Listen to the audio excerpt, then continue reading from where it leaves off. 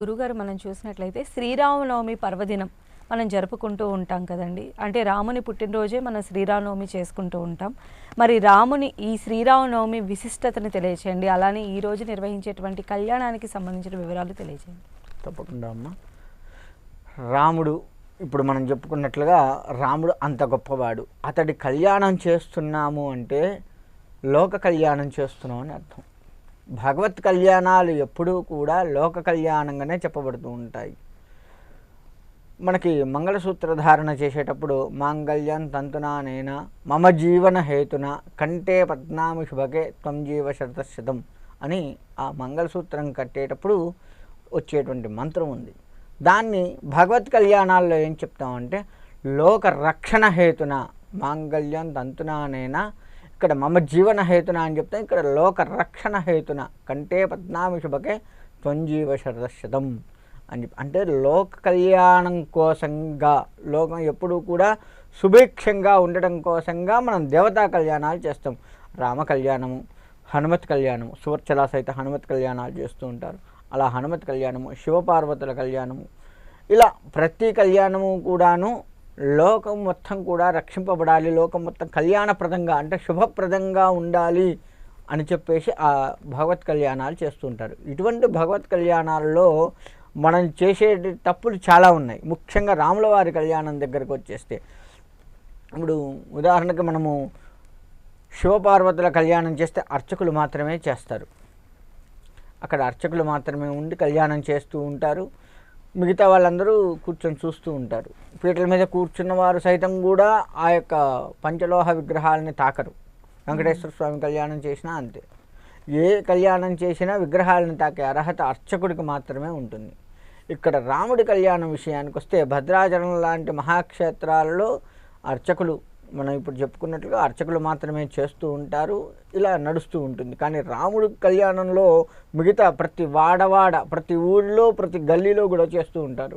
అలా చేస్తున్నప్పుడు ఆ స్వామివారిని అందరూ కూడా ముట్టుకొని తరించిపోతూ ఉంటాము. ఇక్కడ మనం చేసే తప్పు ఏందయ్యా అంటే స్వామివారి మీద అక్షింతలు వేస్తూ ఉంటాము. ఏదో మన పెళ్ళిళ్ళల్లో వెళ్తే దంపతుల మీద అక్షింతలు వేస్తాం కదా, ఆ విధంగా వేస్తూ ఉంటారు దేవుడి నెత్తిన కూడా. అలా వేయకూడదు. భగవంతుడు మనల్ని ఆశీర్వదించాలి కదా. మనం ఆయన్ని నెత్తిన అక్షింతలు వేస్తున్నట్టే ఆయన ఆశీర్వదిస్తున్నట్టుగా, ఆయన్ని ఆశీర్వదించేంత గొప్ప స్థాయిలో మనం ఉన్నామా? లేము కదా. కాబట్టి ఎక్కడైనా కళ్యాణాల్లో, ఇప్పుడు ఈ రాముడి కళ్యాణంలో ఎవరు ఎక్కడ ఏ మూల కళ్యాణం జరుగుతూ వెళ్తూ ఉన్నటువంటి వారైనా సరే పాదాల దగ్గర మాత్రమే పసుపు కానీ కుంకుమ కానీ ఏది సమర్పించాలన్నా కానీ పాదాల దగ్గర మాత్రమే సమర్పించాలి. పువ్వులు వేసిన ఏ చిన్నది ఆ సీతారాములకు సమర్పించాలన్నా స్వామివారి పాదాల దగ్గర మాత్రమే సమర్పించాలి. ఎందుకలాగా అంటే ఈ కలియుగంలో భగవత్ పాదదర్శనం అయితేనే మనకు ముక్తి. వెనకట ఏంటంటే బాగా కొన్ని సంవత్సరాలు తపస్సు చేసి, కఠోర తపస్సు చేసి అప్పుడు స్వామివారు మనకు సాక్షాత్కరిస్తారు. అది కూడా మొత్తం కూడా స్వామివారి పైనుంచి నఖశిఖ పర్యంతం కూడా స్వామివారు మనకు ప్రత్యక్షమయ్యి వరాలు ఇస్తూ ఉంటారు. అలా మనల్ని ఉద్ధరించేవారు మహర్షుల కాలంలో. కానీ ఈ కలియుగంలో గొప్పతనం ఏంటంటే తపస్సు మొత్తం కూడా నామస్మరణే. శ్రీరామ శ్రీరామ రామ రామ శ్రీరామ. శ్రీ అంటే లక్ష్మీదేవి, అమ్మవారి స్వరూపం సీతాదేవి. శ్రీరామ అంటే సీతా సమేత రామ అని అర్థం. అలా శ్రీరామ శ్రీరామ శ్రీరామ అనుకున్నా చాలు, అదే గొప్ప తపస్సు. అనుక్షణం కూడా అది మనలో నడయాడుతూ ఉండాలి ఆ రామనామం. అలా తపస్సుగా మార్చుకొని ఆ యొక్క నామాన్నే మనం తపస్సుగా చేసుకొని ఏ పని చేస్తున్నా సరే, మన భాగవతంలో ఓ శ్లోకం ఉంది, త్రాగుచున్ కుడుచుచున్ నిద్రించుచున్ క్రీడా విహారములు చేస్తున్. అంటే మనం ఏది చేస్తున్నా సరే, నిద్రిస్తున్నా, తింటున్నా, తాగుతున్నా, ఆడుకుంటున్నా, ప్రహ్లాదుడు నిరంతరము కూడా నారాయణ స్మరణ చేస్తూనే తరించిపోయాడు. ఆ విధంగానే మనము కూడా రామనామస్మరణ చేస్తూ తరించిపోతూ ఉండాలి. అలా చేస్తూ ఉన్నప్పుడు ఆ పాద దర్శనమే మనకు ముక్తి. కలియుగంలో మొత్తం స్వామివారు కనపడక్కర్లేవు, పాదాలు కనపడితేనే ముక్తి. అందుకే మనకి తిరుపతి వెంకటేశ్వర స్వామి వారి దగ్గర నిజపాద సేవా దర్శనం అని ఒకటి ఉన్నది. అంటే ఆ పాదాలకి సేవ చేయడం, అది అందుకే వచ్చింది మన కలియుగంలో నిజపాద సేవా దర్శనం అనేది ఎందుకు పెట్టారు అంటే స్వామివారి పాదాలు దర్శిస్తేనే ముక్తి కాబట్టి ఆ యొక్క సేవను కూడా మనకు పెట్టారు. ఆ విధంగా స్వామివారి పాదాల దగ్గర మనం సమర్పిస్తున్నప్పుడు మనం స్వామివారి పాదాలు చూస్తూ ఉంటాం కదా, అంటే ఆటోమేటిక్గా మనకు ముక్తి కలిగి ఆ రాముడి యొక్క అనుగ్రహం మనకు కలుగుతుంది కదా. ఆ విధంగా చేసుకోవాలి తప్ప స్వామివారి మీద అక్షింతలు వేయటం చేయడం.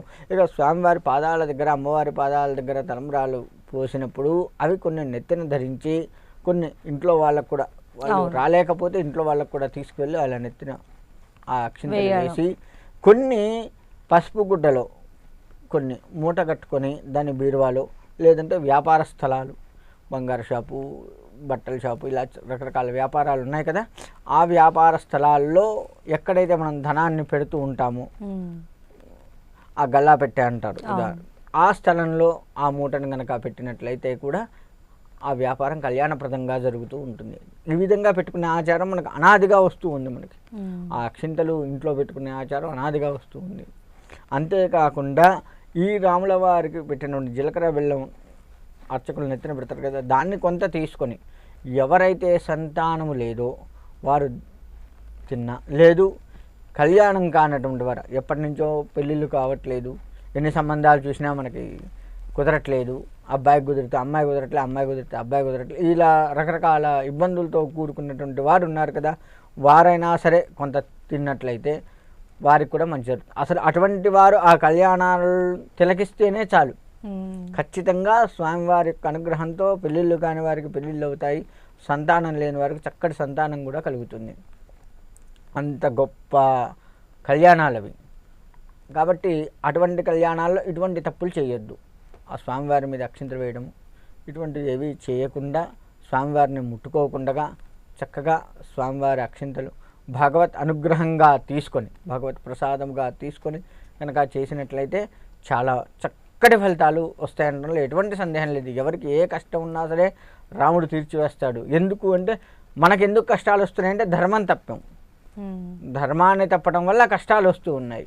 మరి రాముడు ధర్మం తప్పలేదు. స్వామి నేను తెలిసి తెలియక ధర్మాన్ని తప్పాను, నీ పాదాలను ఆశ్రయించి ఉన్నాను ఈరోజు, కాబట్టి నాకు ధర్మాన్ని తప్పిన దోషాన్ని తీసివేసి ధర్మంగా నడిచేటువంటి గుణాన్ని నాకు ఇస్తూ నన్ను తరింపజేయి స్వామి అంటే తప్పకుండా రాముడు తన ఎలా అయితే ధర్మాన్ని పాటించి ఉన్నాడో మనలో కూడా అటువంటి ధర్మాన్ని పాటింపచేసి వచ్చిన కష్టాన్ని కూడా కష్టంగా భావించకుండా ఉండేట్లుగా కూడా చేసి, అంటే మన ప్రారంధవశాత్తు కష్టాలు వస్తూ ఉంటాయి. పూర్వజన్మంలో చేసినటువంటి పాపపుణ్యాలను బట్టి మనకి ఈ జన్మలో కష్టాలు సుఖాలు వస్తూ ఉంటాయి.